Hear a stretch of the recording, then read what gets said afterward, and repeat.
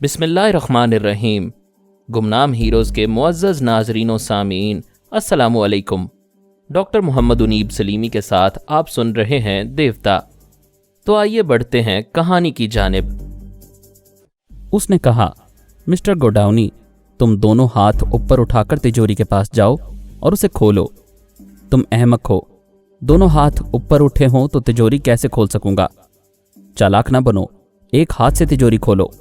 وہ تجوری کے قریب گیا۔ جارج فری مین اس کے پیچھے پیچھے چلتا ہوا 2 قدم کے فاصلے پر رک گیا۔ تجوری کھولتے ہی اس نے کہا، خبردار اندر ہاتھ نہ ڈالنا، وہاں ریوالور بھی ہو سکتا ہے۔ گوڈاؤنی ذرا پیچھے ہٹ گیا۔ تجوری کے اندر ہیرے جگمگا رہے تھے۔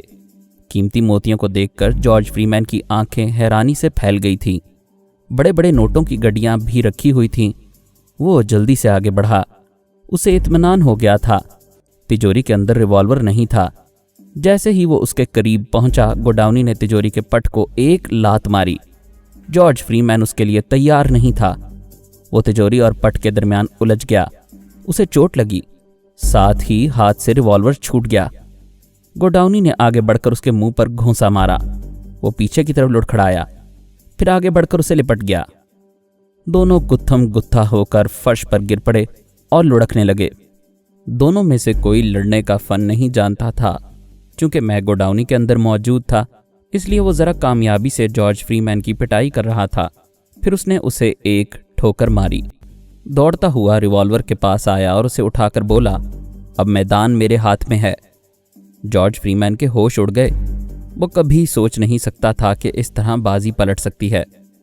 وہ جلدی سے انکار کی صورت میں دونوں ہاتھ ہلاتے ہوئے بولا، نہیں مسٹر فرہاد، تم ہمارے درمیان موجود ہو۔ تم گوڈاؤنی کو گولی چلانے سے روکو۔ تم خیال خوانی کے ذریعے اس کے ہاتھ سے ریوالور گرا سکتے ہو۔ میں نے کہا، جب تم اپنے وعدے سے پھر گئے تو میں اس کا ریوالور کیوں گراؤں؟ ہمارا معاہدہ ختم ہو چکا ہے۔ تم نے سوچا تھا ٹرانسفارمر مشین کا نقشہ اور اس کے اہم کاغذات مل چکے ہیں۔ تم گوڈاؤنی کو گولی مارو گے تو تمہارے دماغ میں آنے کے لیے اور تم سے رابطہ قائم کرنے کے لیے مجھے اور کوئی نہیں ملے گا۔ نہیں، تم مجھے غلط سمجھ رہے ہو۔ اگر میری سوچ غلط ہے تو بتاؤ، گوڈاؤنی کے مرنے کے بعد میں تم سے کس طرح رابطہ قائم کرتا؟ میں اسی طرح فون کے ذریعے تم سے باتیں کرنے والا تھا۔ یعنی تم اپنا محتاج بنا کر رکھنے والے تھے، جبکہ تم نے وعدہ کیا تھا نقشہ ملتے ہی اپنے دماغ کے دروازے کھول دو گے۔ اگر اب بھی تم بے ایمان نہیں ہو تو اپنے دماغ میں آنے دو، یا اس ٹرانسفارمر مشین کا پتہ بتا دو۔ وہ انکار میں سر ہلا کر پیچھے ہٹتے ہوئے بولا، نہیں، ابھی میں نہیں بتاؤں گا۔ میں قسم کھاتا ہوں میں تمہیں سب کچھ بتا دوں گا، لیکن یہ موقع نہیں ہے۔ میں ہر طرح سے اپنا تحفظ چاہتا ہوں۔ تم دوسروں کو بیوقوف کیوں سمجھتے ہو؟ میں ایک بات پوچھتا ہوں، تم مجھے ٹرانسفارمر مشین کا پتہ بتاتے ہو یا نہیں؟ نہیں، تم مجھے جان سے مار ڈالو مگر میں یہ نہیں بتاؤں گا۔ بیوقوف کے بچے، مجھے جان سے مارنے کی کیا ضرورت ہے؟ دیکھو میں تمہارے دماغ میں کیسے پہنچتا ہوں۔ یہ کہتے ہی میں نے گوڈاؤنی کے ہاتھ سے فائر کروایا۔ گولی اس کی ٹانگ میں لگی۔ وہ چیخ مار کر اچھلا اور فرش پر گر کر تڑپنے لگا۔ میں نے گوڈاؤنی سے کہا، تم کہہ چکے ہو مجھ جیسے ٹیلی پیتھی جاننے والوں سے دشمنی کرنے کی حماقت نہیں کرو گے، لہٰذا میں جو کہہ رہا ہوں اس پر عمل کرو۔ یہ ریوالور اسی طرح پکڑے رہنا۔ تمہارے آدمی فائرنگ کی آواز سن کر آئیں گے تو ان سے کہہ دینا کہ واپس چلے جائیں، خطرے کی کوئی بات نہیں ہے، اور جب تک میں نہ کہوں جارج کو گولی نہ مارنا۔ میں اسے تاکید کر کے جارج فری مین کے دماغ میں پہنچ گیا۔ وہ گولی کے زخم سے تڑپ رہا تھا اور چیخ چیخ کر کہہ رہا تھا، تم میرے دماغ میں نہیں آ سکتے، کبھی نہیں آ سکتے۔ سچ سچ بتاؤ، کیا تم میرے دماغ میں پہنچ گئے ہو؟ میں تمہیں مشین کا پتہ نہیں بتاؤں گا، ہرگز نہیں بتاؤں گا۔ وہ بکواس کر رہا تھا اور میں مشین کا پتہ معلوم کر رہا تھا۔ میں تقریباً آدھے گھنٹے تک اس کے دماغ میں رہ کر مشین کے بارے میں ایک ایک تفصیل معلوم کرتا رہا کہ وہ کس طرح زہریلے دھوئیں کے بم پھینک کر شیروں کو ان کے غار سے بھگاتا رہا۔ پھر اندر جا کر اس نے کس طرح مشین چھپائی اور باہر آ کر کس طرح 2 بکروں کو باندھ دیا تاکہ شیر پھر گوشت کھانے کے لیے واپس آئیں اور اس غار میں رہنے لگیں۔ واپسی پر اس نے اپنے 2 وفادار اور جانباز ساتھیوں کو گولی مار دی تھی تاکہ کوئی اس مشین کا رازدار زندہ نہ رہ سکے۔ میں نے گوڈاؤنی کی زبان سے کہا، تم نے ٹرانسفارمر مشین کے لیے پتہ نہیں کتنے وفاداروں کی جان لی ہے۔ میں یہ غیر ضروری تفصیل تمہارے دماغ سے معلوم نہیں کرنا چاہتا، بس اتنا معلوم ہو گیا کہ تم ایک مہذب قصائی ہو، اپنے مفاد کے لیے کسی کی بھی جان لے سکتے ہو، لہٰذا اب تمہارا زندہ رہنا فضول ہے۔ وہ گڑ گڑانے لگا، فار گاڈ سیک مجھے معاف کر دو، میں تمہیں مشین تک پہنچا دوں گا، میں نے اس کی بات کاٹ کر کہا، مجھے مشین تک پہنچنے کے لیے تمہاری کوئی ضرورت نہیں رہی۔ میں نے گوڈاؤنی کے ہاتھ سے گولی چلا دی، وہ گولی ٹھیک اس کے سینے میں جا کر پیوست ہوئی۔ وہ تڑپ تڑپ کر ہمیشہ کے لیے خاموش ہو گیا۔ میں نے کہا، گوڈاؤنی اس بریف کیس کو حفاظت سے رکھو، ابھی تمہارے پاس دوسرا شکار آ رہا ہے، پھر دونوں کی لاش کو چھپانے کے انتظامات کر دینا۔ تم قانون کی گرفت میں نہیں آؤ گے، میں تمہاری مدد کرتا رہوں گا۔ میں اس کے دستے راست کے پاس پہنچا، اس کے دماغ پر قبضہ جمایا تو اس نے مشین کے نقشے اور اس کے تمام اہم کاغذات کی فوٹوسٹیٹ کاپی نکالی، اسے اپنے ساتھ لیا، پھر وہاں سے دوڑتا ہوا اپنی کار میں آ کر بیٹھ گیا۔ کار کو تیزی سے ڈرائیو کرتا ہوا گوڈاؤنی کی رہائش گاہ میں پہنچا تو اس کے آدمی جارج فری مین کی لاش کو ایک پلاسٹک کے تھیلے میں پیک کر رہے تھے۔ اس کا دستے راست اس کمرے میں پہنچ کر ٹھٹک گیا کیونکہ میں نے اس کے دماغ کو آزاد چھوڑ دیا تھا۔ گوڈاؤنی نے کہا، آؤ میرے جانباز، میرے وفادار، اس نقشے کو اہم کاغذات کے ساتھ بریف کیس کے نیچے رکھ دو۔ وہ بری طرح بوکھلایا ہوا تھا، سمجھ میں نہیں آ رہا تھا وہاں کیسے پہنچ گیا۔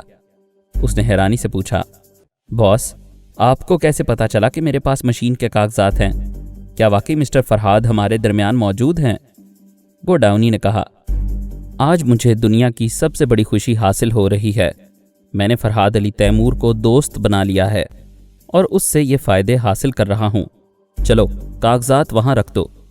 وہ چپ چاپ آگے بڑھ کر کاغذات کو بریف کیس کے نیچے رکھتے ہوئے بولا، باس، آپ مجھے 15 برس سے جانتے ہیں، میں نے کبھی نمک حرامی نہیں کی، کبھی آپ کے اعتماد کو دھوکہ نہیں دیا۔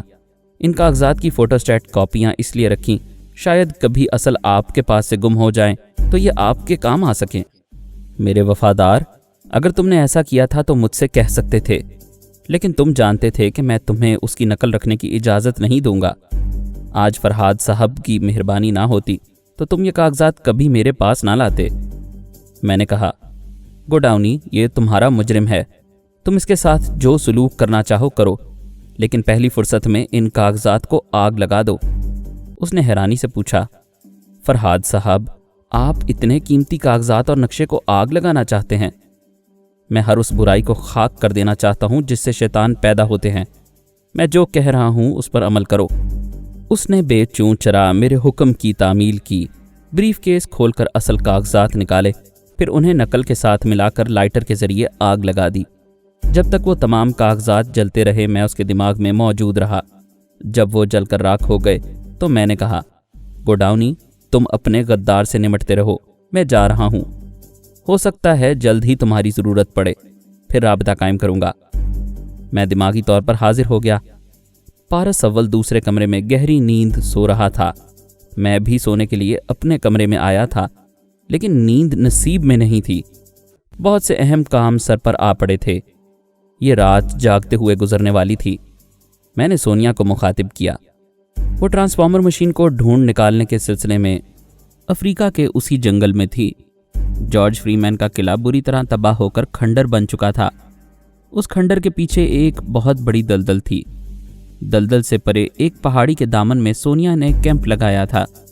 وہ مشین کے سلسلے میں میری ایک ایک بات کو توجہ سے سنتی رہی، درمیان میں اپنے طور پر سوالات بھی کرتی رہی، پھر میری باتیں ختم ہونے کے بعد کہا، میں اسے جلد سے جلد ٹھکانے لگا دوں گی، کوشش کرو اس کا ایک پرزہ بھی کسی کے ہاتھ نہ آئے، اس کا ایک ایک حصہ، ایک ایک پرزہ تباہ ہو جائے، یہی ہوگا۔ وہاں سپر ماسٹر، ماسک مین اور یہودی گریلوں نے بھی جگہ جگہ کیمپ لگا رکھے ہیں۔ جب تم شیروں کے غار کے قریب کسی کارروائی میں مصروف رہو گی تو سب کے سب چوکنے ہو جائیں گے، سب کی نظریں تم پر ہوں گی۔ میں اس بات کو سمجھتی ہوں، چونکہ ہمارا ارادہ شروع سے ہی مشین کو تباہ کرنے کا تھا، لہٰذا میں نے پہلے ہی سوچ رکھا تھا کہ اسے کس طرح تباہ کیا جائے گا، اب اس پر عمل کرنا ہے، لہٰذا میں ذرا اپنے منصوبے پر غور کرنا چاہتی ہوں۔ جب عمل شروع کروں تو تم آ کر دیکھ لینا یہاں کیا کچھ ہو رہا ہے۔ میں اپنی جگہ واپس آ گیا۔ صبح کے 4 بج رہے تھے۔ میں نے رسونتی اور آرمر کو مخاطب کیا، پھر انہیں خوشخبری سنائی کہ دوسری ٹرانسفارمر مشین کا بھی سراغ مل گیا ہے اور سونیا اسے تباہ کرنے والی ہے۔ لہٰذا تم دونوں اس کے پاس آتے جاتے رہنا۔ میں تمام رات جاگتا رہا ہوں، اس لیے تھوڑی دیر سونا چاہتا ہوں۔ رسونتی نے کہا، تم آرام سے سو جاؤ اور اطمینان رکھو، میں اور آرمر سونیا سے برابر رابطہ رکھیں گے۔ میں نے واپس آ کر اپنے دماغ کو ہدایت دی، پھر اطمینان سے 4 گھنٹے کے لیے سو گیا۔ ادھر میں سویا، ادھر پارس بیدار ہو گیا۔ میرے دونوں بیٹے صبح 4 بجے بیدار ہو جاتے تھے اور ورزش ضرور کرتے تھے۔ اس نے بیدار ہونے کے بعد جب یہ دیکھا کہ میرا کمرہ بند ہے، میں سو رہا ہوں، تو اس نے ٹیلی فون کے ذریعے آرمر سے رابطہ قائم کیا۔ پھر اس سے پوچھا، جو کا سراغ ملا؟ اس نے کہا، ہم کوششیں کر چکے ہیں۔ اس کے دماغ میں گہرا سناٹا ہے، نہ ہماری سوچ کی لہر اسے محسوس ہوتی ہے، نہ وہ خود سوچنے سمجھنے کے قابل ہے۔ تمہارے پاپا نے بتایا ہوگا اسے ایک کوما میں رکھا گیا ہے۔ میں باہر جاگنگ کے لیے جا رہا ہوں، کوئی اہم بات ہو تو مجھ سے ضرور رابطہ قائم کریں۔ ہمیں دوسری ٹرانسفارمر مشین کا سراغ مل گیا ہے، آپ میرے دماغ میں آ جائیں، میں ریسیور رکھ رہا ہوں۔ اس نے ریسیور رکھ دیا، پھر جاگنگ کے لیے میری رہائش گاہ کے باہر باغیچے میں آ گیا۔ آرمر اسے ٹرانسفارمر مشین کے متعلق بتا رہا تھا اور یقین دلا رہا تھا کہ اب جو کے لیے زیادہ خطرہ نہیں ہے۔ جب مشین تباہ ہو جائے گی تو اسے اغوا کرنے والے اپنا سا منہ لے کر رہ جائیں گے۔ آپ یہ بھی تو سوچیں کہ ناکامی کی صورت میں وہ جھنجھلا کر جو کو جانی نقصان پہنچا سکتے ہیں۔ بیٹے، ایسا ممکن نہیں ہے۔ وہ ہم ٹیلی پیتھی جاننے والوں سے خوف زدہ رہتے ہیں۔ وہ جانتے ہیں کسی دن بھی یہ بھید کھلا کہ اسے کسی نے اغوا کیا تھا تو ہم صرف اسے ہی نہیں بلکہ اس کے پورے ملک اور پوری قوم کو نیست و نابود کر دیں گے۔ میں صبح 8 بجے بیدار ہوا۔ پارس نے کہا، کیا آپ نے ہر پہلو پر غور کر لیا ہے؟ اگر وہ ٹرانسفارمر مشین تباہ کی گئی تو کیا جو کو جانی نقصان نہیں پہنچے گا؟ سلارا ماسک مین کی قید میں ہے، اسے بھی وہ زندہ نہیں چھوڑیں گے۔ آرمر صاحب کہتے ہیں، اگر جو کو جانی نقصان پہنچا تو ان اغوا کرنے والوں کی پوری قوم اور ملک کو نیست و نابود کر دیا جائے گا۔ میں کہتا ہوں جو نہیں رہے گی اور انتقام لیا جائے گا تو میرا کیا بھلا ہوگا؟ کیا انتقامی کارروائی سے وہ واپس مل جائے گی؟ میں نے کہا، میں تمہاری باتوں کا جواب تھوڑی دیر بعد دوں گا۔ میں سونیا کے پاس پہنچا۔ وہ پچھلی رات سے ہی کام شروع کر چکی تھی۔ اس کے پاس جتنے آدمی تھے وہ سب جنریٹر سے چلنے والی آرا مشین سے درخت کاٹ رہے تھے۔ ان درختوں کے ٹکڑے ٹکڑے کر رہے تھے تاکہ لکڑیاں جلانے کے کام آ سکیں۔ میں نے کہا، سونیا، ہمارا بیٹا پارس اول اس منصوبے سے متفق نہیں ہے۔ اسے اندیشہ ہے کہ مشین تباہ ہوگی تو اغوا کرنے والے جو کو جان سے مار ڈالیں گے۔ سونیا نے کہا، آج تک ایسا نہیں ہوا۔ ویسے پارس کا اندیشہ ایک پہلو سے درست ہے۔ اگر جو کو اغوا کرنے والا کوئی خطرناک تنظیم کا سربراہ نہ ہو، بڑے بڑے ممالک نہ ہوں، کوئی نئی پارٹی ہو جیسے جارج فری مین تھا، ایسے ہی کسی سر پھرے مشین کے دیوانے نے جو کو اغوا کیا ہو تو ہم اسے کیا نقصان پہنچا سکیں گے؟ نہ اس کا کوئی اپنا ملک ہوگا، نہ اسے کسی قوم سے لگاؤ ہوگا۔ وہ زیادہ سے زیادہ اپنی جان سے جائے گا، لیکن ہماری جو بھی تو ہمارے ہاتھ نہیں آئے گی۔ یعنی تم پارس اول کے خیال سے متفق ہو؟ جب تک جو کو اغوا کرنے والے ہماری نظروں میں نہ آئیں اس وقت تک ہمیں مشین کو تباہ نہیں کرنا چاہیے۔ پھر کیا کرو گی؟ میں یہاں مکمل انتظامات کر کے رکھوں گی۔ جب بھی کوئی مناسب موقع آئے گا اس مشین کو تباہ کر دیا جائے گا۔ کیا اس طرح ہم یہ تسلیم نہیں کر رہے ہیں کہ ہمارا منصوبہ ناقص اور ناقابل عمل تھا؟ ہرگز نہیں۔ ہمارے منصوبے میں ایک ذرا سی خامی تھی جس کی طرف ہمارے بیٹے نے اشارہ کیا۔ ہمارے بچے جوان ہو چکے ہیں، ماشاءاللہ بہت سمجھدار ہیں۔ ہمیں ان کی بات مان لینے میں اپنی حد تک محسوس نہیں کرنی چاہیے۔ تم یہ لکڑیاں کٹوا کر کیا کرو گی؟ میں شیروں کے غار سے تقریباً 1 فرلانگ کے فاصلے پر ایک 15 یا 20 فٹ گہرا گڑھا کھدواؤں گی۔ اس گڑھے کا رقبہ 50 مربع گز ہوگا۔ اس میں یہ لکڑیاں بھر دی جائیں گی۔ بیچ میں تھوڑا سا خلا رہے گا۔ جب اس مشین کو تباہ کرنے کا وقت آئے گا تو اسے اس خلا میں لا کر ڈال دیا جائے گا اور پیٹرول چھڑک کر آگ لگا دی جائے گی۔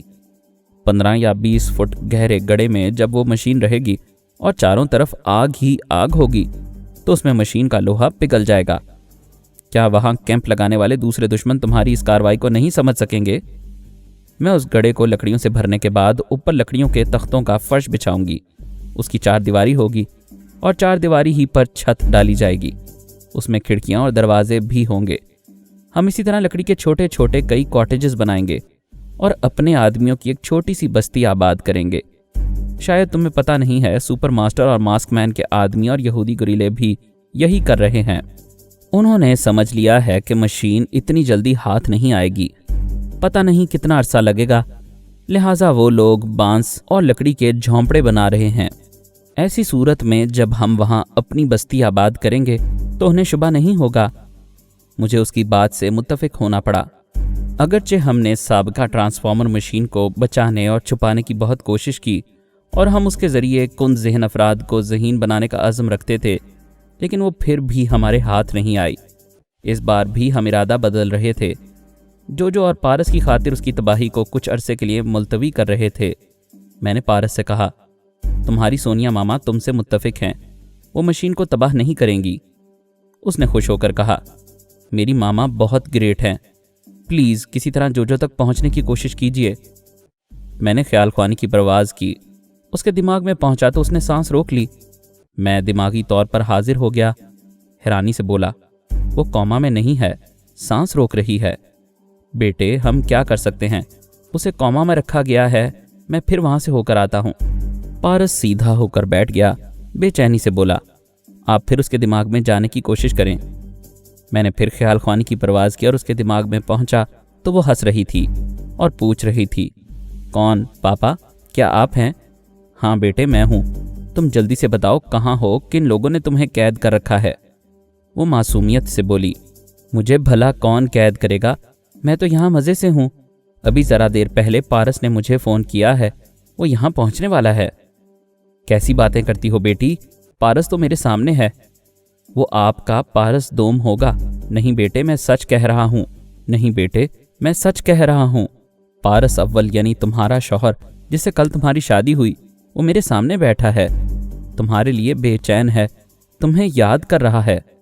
وہ بولی، میرے پیارے پیارے انکل کہتے ہیں آپ اور ماما دونوں فراڈ ہیں، میرے دشمن ہیں، میرا دماغ خراب کرنا چاہتے ہیں، مجھ پر تنویمی عمل کر کے اپنے بیٹے کے ساتھ مجھے گندی بچی بنانا چاہتے ہیں، جبکہ انکل آپ کے بیٹے کو میرے پاس پہنچا رہے ہیں۔ میں آپ لوگوں کی ایک بات نہیں سنوں گی، بس جائیے یہاں سے۔ اس نے سانس روک لی۔ میں اپنی جگہ واپس آ گیا۔ پارس نے پوچھا، کیا ہوا؟ وہی ہو رہا ہے جس کا ہمیں اندیشہ تھا۔ وہ ڈمی پارس کو پیش کر رہے ہیں اور جو ماننے کو تیار نہیں ہے کہ وہ ڈمی ہے۔ مجھے اور تمہاری ماما کو فراڈ سمجھ رہی ہے، الزام دے رہی ہے کہ ہم اس کا دماغ خراب کرنا چاہتے تھے اور تنویمی عمل کے ذریعے اسے گندی بچی بنانا چاہتے تھے۔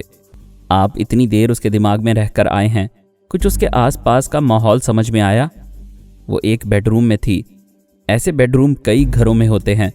اس کمرے کی سجاوٹ امریکی طرز کی تھی، دیوار پر مجسمہ آزادی کی تصویر بھی لگی ہوئی تھی، لیکن ایسا تو کسی دوسرے ملک کے امریکی باشندے بھی کرتے ہیں، اپنے ڈرائنگ روم اور بیڈ روم کو امریکی طرز پر سجاتے ہیں۔ پلیز آپ سپر ماسٹر سے رابطہ قائم کر کے دیکھیں۔ میں نے سپر ماسٹر کے پاس پہنچ کر پہلے تو اس کے چور خیالات پڑھے۔ پتہ چلا اب وہ سپر ماسٹر نہیں رہا ہے، اس کی جگہ کوئی دوسرا آ گیا ہے۔ میں نے ایک فوجی جنرل کے دماغ میں پہنچ کر کہا، میں فرحاد علی تیمور بول رہا ہوں، مجھے یقین ہو گیا ہے میری بیٹی جوجو کو تم ہی لوگوں نے اغوا کیا ہے۔ وہ حیرانی سے بولا، فرحاد صاحب آپ یہ کیا فرما رہے ہیں؟ ہم اس سلسلے میں کچھ نہیں جانتے۔ اپنی صفائی پیش نہ کرو، پہلے میری پوری بات سن لو۔ میں جو کہہ رہا ہوں وہ میری بات اپنے تمام اعلیٰ حکام تک پہنچا دو۔ جو تمہارے ملک میں پہنچا دی گئی ہے، تم لوگوں کی قید میں ہے۔ وہ جس کمرے میں ہے وہاں تمہارے مجسمہ آزادی کی تصویر لگی ہوئی ہے، اس کمرے کا طرز آرائش بھی امریکی ہے، تم ہمیں گمراہ نہیں کر سکو گے۔ جناب فرحاد صاحب، میں آپ کی یہ بات تمام اعلیٰ حکام تک پہنچا دوں گا، لیکن کچھ میری عرض بھی سن لیجئے۔ کیا ہم اتنے نادان ہیں کہ جو کو ایسے کمرے میں رکھیں جس کا طرز رہائش امریکی ہو اور جہاں امریکہ کا مجسمہ آزادی نظر آتا ہو؟ آپ میری اس بات پر غور فرمائیں، جو کو اغوا کرنے والے بدماش بہت چالاک ہیں، وہ آپ لوگوں کو گمراہ کرنے کے لیے ایسی چالیں چل رہے ہیں۔ اس کی یہ بات دل کو لگ رہی تھی۔ اس نے کہا، آپ نے ہماری ٹرانسفارمر مشین تباہ کر دی، ہم نے اف تک نہیں کی، کیونکہ وہ مشین ہم نے آپ سے چھینی تھی، آپ نے ہم سے ہمیشہ کے لیے چھین لی۔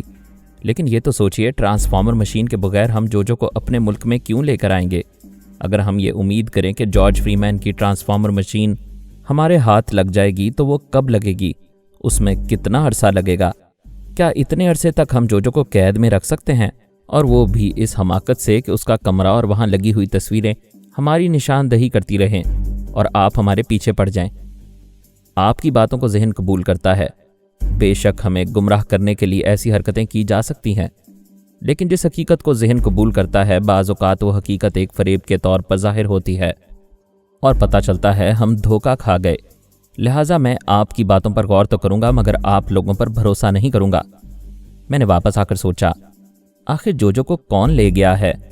لے جانے والا بہت بڑا شاطر ہے، کیونکہ جوجو کے مزاج کو سمجھتے ہوئے ڈمی پارس کو بھی ساتھ لے گیا ہے۔ سال، 2 سال، 10 سال میں بھی وہ مشین اس کے ہاتھ نہیں آئے گی تو جوجو ڈمی پارس کے ساتھ مطمئن رہے گی، اس کے ساتھ ہستی کھیلتی رہے گی۔ اس بات کا اندیشہ نہیں رہے گا کہ ہم کبھی اس کے دماغ میں پہنچ سکتے ہیں، اسے ٹریپ کر کے واپس لا سکتے ہیں اور اس کے ذریعے اغوا ہونے والے تک بھی رسائی حاصل کر سکتے ہیں۔ میں نے فرینک سیلر گوڈاؤنی کے پاس پہنچ کر پوچھا، جارج فری مین کی لاش کہاں ہے؟ اس نے جواب دیا، ان لاشوں کو کہیں دور لے جا کر پھینکنے یا چھپانے کا موقع نہیں تھا، لہٰذا میں نے اپنے بنگلے کے پیچھے ہی زمین کھود کر دفن کر دیا ہے۔ میں نے پولیس کے اعلیٰ افسر سے رابطہ قائم کرتے ہوئے کہا، میں فرینک سیلر گوڈاؤنی کی رہائش گاہ کا پتہ بتا رہا ہوں۔ اس کے بنگلے کے پچھلے حصے میں 2 لاشیں دفن کی گئی ہیں، ان میں سے ایک جارج فری مین کی لاش ہے، اسے نکال کر اپنی تحویل میں لے لو۔ گوڈاؤنی کو قانونی گرفت میں نہ لینا، یہ سب کچھ میرے ایما پر ہوا ہے۔ اس اعلیٰ افسر نے اپنے ماتحت افسر کو حکم دیا۔ وہ پولیس کی ٹیم لے کر فوراً ادھر روانہ ہو گیا۔ میں گوڈاؤنی کے پاس آیا، وہ سوچ کے ذریعے مجھے پکار رہا تھا، فرحاد صاحب آپ اچانک آئے اور اچانک چلے گئے، کیا آپ میرے پاس موجود نہیں ہیں؟ میں نے کہا، میں تھوڑی دیر کے لیے گیا تھا، اصل بات یہ ہے کہ مجھے جارج فری مین کی لاش کی ضرورت ہے، پولیس والے آ رہے ہیں، اسے یہاں سے نکال کر لے جائیں گے، تم پریشان نہ ہونا۔ جناب یہ آپ کیا کہہ رہے ہیں؟ پولیس والے یہاں آئیں گے اور میرے احاطے سے لاش نکال کر لے جائیں گے تو کیا مجھے قانونی گرفت میں نہیں لیں گے؟ میں نے کہا، نا تم نے فرحاد علی تیمور سے دوستی کی ہے، دھوکہ کبھی نہیں کھاؤ گے۔ وہ بے بسی سے بولا، اچھی بات ہے، ویسے بھی میں کہیں بھاگ کر نہیں جا سکتا، پولیس والوں سے چھپ سکتا ہوں، آپ سے چھپنا ممکن نہیں ہے، لہٰذا خود کو حالات کے رحم و کرم پر چھوڑ رہا ہوں۔ تھوڑی دیر بعد پولیس والے پہنچ گئے۔ میرے کہنے پر گوڈاؤنی نے بنگلے کے پیچھے اس جگہ کی نشاندہی کی جہاں 2 لاشیں دفن کی گئی تھیں۔ انہوں نے وہ جگہ کھود کر جارج فری مین کی لاش نکالی، پھر زمین کی سطح ہموار کر دی۔ اس کے بعد اس لاش کو ایک اسٹریچر پر ڈال کر گاڑی کے پیچھے رکھ کر چپ چاپ چلے گئے۔ گوڈاؤنی نے شدید حیرانی سے کہا، فرحاد صاحب آپ کیا چیز ہیں، کمال ہے، قانون بھی آپ کی مٹھی میں ہوتا ہے، کسی پولیس والے نے مجھ سے ایک سوال بھی نہیں کیا اور نہ ہی آئندہ تم سے کوئی سوال کرے گا، تم اطمینان سے رہو، آپ میرے دوست بن گئے ہیں، میں ہمیشہ اطمینان سے رہوں گا، پلیز مجھے اپنی خدمت کا موقع دیجیے۔ تم کیا خدمت کرو گے؟ اگر تمہارا کوئی بحری یا فضائی جہاز مال لاتے ہوئے قانون کی دلدل میں پھنس جائے تو مجھ سے رابطہ قائم کر لینا، میں اسے دلدل سے نکال دوں گا۔ لیکن آپ سے رابطہ کیسے قائم ہو سکتا ہے؟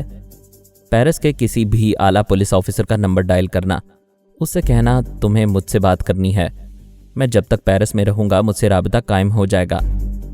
میں اس اعلیٰ پولیس آفیسر کے پاس آ گیا جس کے ماتحت جارج فری مین کی لاش لے کر گئے تھے۔ میں نے کہا، اس لاش کو اچھی طرح صاف ستھرا کر کے اس کی تصویریں اتاری جائیں اور تمام اخبار والوں کو تاکید کی جائے کہ اس کے قتل ہونے کی خبر پہلے صفحے پر شائع کی جائے۔ آپ اخبار والوں کو بیان دیں گے کہ ایک ویرانے میں اس کی لاش پائی گئی تھی، ایک گولی اس کی ٹانگ پر اور دوسری سینے پر لگی ہے۔ اس کے پاس سے جو سامان برآمد ہوا ہے اس سے پتہ چلا کہ یہ جارج فری مین ہے اور یہ وہی شخص ہے جس نے ٹرانسفارمر مشین تیار کی تھی اور اسے افریقہ کے جنگل میں کہیں چھپا دیا تھا۔ اس اعلیٰ افسر نے پوچھا، جناب فرحاد صاحب ثبوت کے طور پر جارج فری مین کا کچھ سامان مل سکتا ہے؟ میں ابھی بتاتا ہوں۔ میں نے پھر گوڈاؤنی کو مخاطب کر کے پوچھا، کیا جارج فری مین کے کچھ ایسے کاغذات یا کچھ ایسا سامان مل سکتا ہے جس سے پتہ چلے کہ اس کے لاش کے پاس وہ سامان پایا گیا تھا اور اس کے ذریعے اس کی شناخت کی گئی ہے؟ گوڈاؤنی نے کہا، میرے پاس اس کی 2 طرح کی تصویریں ہیں، وہ اپنے پاس 2 طرح کے پاسپورٹ رکھتا تھا، ایک میں اس کا نام جارج فری مین اور دوسرے میں اس کا نام بینجامن ہاروے تھا۔ اس کے علاوہ میرے پاس وہ ویڈیو کیسٹ ہے جو ماسک مین کی طرف سے ہمیں بھیجی گئی تھی جس میں سلارا اپنے بھائی سے مخاطب ہے۔ اتنے ثبوت کافی ہیں، تمہارے پاس ابھی پولیس والوں کا ایک افسر آئے گا، یہ چیزیں اس کے حوالے کر دینا۔ میں نے اعلیٰ افسر سے کہا، اپنے ماتحت کو گوڈاؤنی کے پاس بھیج دو، وہاں سے کچھ ثبوت حاصل ہو جائیں گے۔ اعلیٰ افسر نے پوچھا، وہ کس قسم کے ثبوت ہیں؟ مجھے بتائیے تاکہ میں پریس والوں کو مناسب بیان دے سکوں۔ میں نے اسے بتایا، وہ 2 طرح کی تصویریں اور 2 طرح کے پاسپورٹ رکھتا تھا۔ پھر آپ وہ ویڈیو فلم چلا کر دکھائیں گے تو باقی باتیں معلوم ہو جائیں گی۔ اس کے مطابق آپ پریس والوں کو بیان دے سکیں گے۔ آپ 2 گھنٹے بعد ایک پریس کانفرنس منعقد کریں گے اور اس بات کو زیادہ سے زیادہ اچھالنے کی کوشش کریں گے۔ آپ جیسا کہتے ہیں ویسا ہی ہوگا۔ میں نے اس سے کہا، جب پریس کانفرنس ہوگی تو میں خیال خوانی کے ذریعے اس کے دماغ میں موجود رہوں گا اور اپنی مرضی کے مطابق بیان دیتا رہوں گا۔ میں پارس کو اپنی تمام کارروائیوں کے متعلق بتاتا جا رہا تھا۔ اس نے پوچھا، جب ماسک مین کو معلوم ہوگا کہ وہ بازی ہار چکا ہے اور جارج فری مین مر چکا ہے تو کیا وہ سلارا کو زندہ چھوڑ دے گا؟ میں اسے دھمکی دینے والا ہوں۔ وہ سلارا کے جس بھائی سے مشین کے سلسلے میں سودا کرنا چاہتا تھا وہ مر چکا ہے، لہٰذا اسے سلارا کو نقصان پہنچانے کا کوئی حق نہیں ہے۔ اگر اس نے ایسا کیا تو میری طرف سے مصیبتیں اٹھائے گا۔ میں شام کے وقت خیال خوانی کے ذریعے پریس کانفرنس میں پہنچ گیا۔ وہ اعلیٰ افسر وہی بیانات دے رہا تھا جو میں سمجھا چکا تھا۔ پھر میں نے اس کی زبان سے کہا، جارج فری مین کی موت کے بعد اب وہ مشین کسی پراسرار خزانے کی طرح ہو گئی ہے جو نہ جانے کہاں دفن کی گئی ہے۔ بہرحال وہ بڑی بڑی خطرناک تنظیمیں اور بڑے بڑے ممالک جو جارج فری مین کو تلاش کر رہے تھے اب ان کی تلاش ختم ہو چکی ہے، اور جو اس مقتول فری مین سے مشین کے سلسلے میں کسی قسم کا سمجھوتا یا سودا بازی کرنا چاہتے تھے وہ سلسلہ بھی ختم ہو چکا ہے۔ لہٰذا ٹرانسفارمر مشین کے دیوانوں کو اپنی اپنی شطرنج کی بساط پھر بچھانی ہوگی۔ اس بساط میں پرانے مہروں کو ہٹا کر نئے مہرے چلانے ہوں گے۔ میں نے اس بیان کے آخر میں کہا، چونکہ مسٹر فرہاد کے تعلقات ہماری حکومت سے ہمیشہ دوستانہ رہے ہیں، ہم نے یہ ویڈیو کیسٹ فرہاد صاحب کو دکھایا ہے۔ اسے دیکھنے کے بعد فرہاد صاحب کا بیان ہے، اب سلارا کو ماسک مین کی قید میں نہیں رہنا چاہیے۔ وہ میرے بیٹے پارس کی ایک اچھی دوست ہے، میں اسے کوئی نقصان پہنچتے نہیں دیکھوں گا۔ اگر ماسک مین جارج فری مین کی موت کا یقین کرنا چاہتا ہے تو اس کی لاش اس کے پاس روانہ کی جا سکتی ہے۔ اس لاش کے بدلے سلارا کو ہمارے پاس بھیج دیا جائے۔ پریس کانفرنس کے اختتام پر میں جونیئر ماسک مین کے پاس پہنچا اور اس سے کہا، جو کے متعلق جواب دو۔ جناب، میں نے آپ کا پیغام ماسک مین تک پہنچا دیا تھا۔ وہ قسمیں کھا رہے ہیں، آپ جس طرح یقین کرنا چاہیں گے اسی طرح یقین دلانے کی کوشش کریں گے۔ ہم نے جو کو اغوا نہیں کیا ہے، ہم اس بارے میں کچھ نہیں جانتے ہیں۔ ماسک مین سے کہو جو بات پریس والوں کو اور بڑے بڑے سراغ رسانوں کو معلوم نہیں ہوتی پہلے میں معلوم کر لیتا ہوں۔ پیرس سے شائع ہونے والے کل کے تمام اخبار ضرور دیکھنا، ان میں جارج فری مین کی موت کی خبر شائع ہو رہی ہے۔ اسے کسی نے قتل کر دیا ہے، قاتل کو تلاش کیا جا رہا ہے۔ فرہاد صاحب، ذرا 1 منٹ، میں کمپیوٹر کے ذریعے ماسک مین کو یہ ضروری خبر پہنچا رہا ہوں۔ وہ ایک کمپیوٹر کے سامنے آ کر بیٹھ گیا۔ اس کے ذریعے ماسک مین سے رابطہ قائم ہو گیا۔ ماسک مین نے یہ باتیں سن کر دوسری طرف سے کمپیوٹر کے ذریعے پوچھا، یہ کس طرح یقین کیا جائے کہ قتل ہونے والا واقعی جارج فری مین ہے؟ میں نے جونیئر ماسک مین سے کہا، کل کے اخبارات میں اس کی پوری تفصیل ہے اور ماسک مین کو یقین دلانے کے لیے اس کی لاش اس کے پاس بھیجی جا سکتی ہے۔ کل کے اخبارات میں میرا بیان بھی ہے، اور وہ بیان یہ ہے کہ سلارا میرے بیٹے کی بہت اچھی دوست ہے، میں اسے نقصان پہنچتے نہیں دیکھوں گا۔ لہٰذا ماسک مین اس کے بھائی کی لاش کو دیکھ کر اچھی طرح مطمئن ہو کر سلارا کو ہمارے پاس روانہ کر دے۔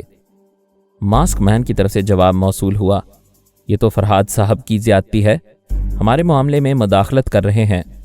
میں لاش کو دیکھ کر مطمئن ہونے کے بعد بھی اس وقت تک سلارا کو اپنی قید میں رکھنا چاہتا ہوں جب تک اس ٹرانسفارمر مشین کا سراغ نہ ملے۔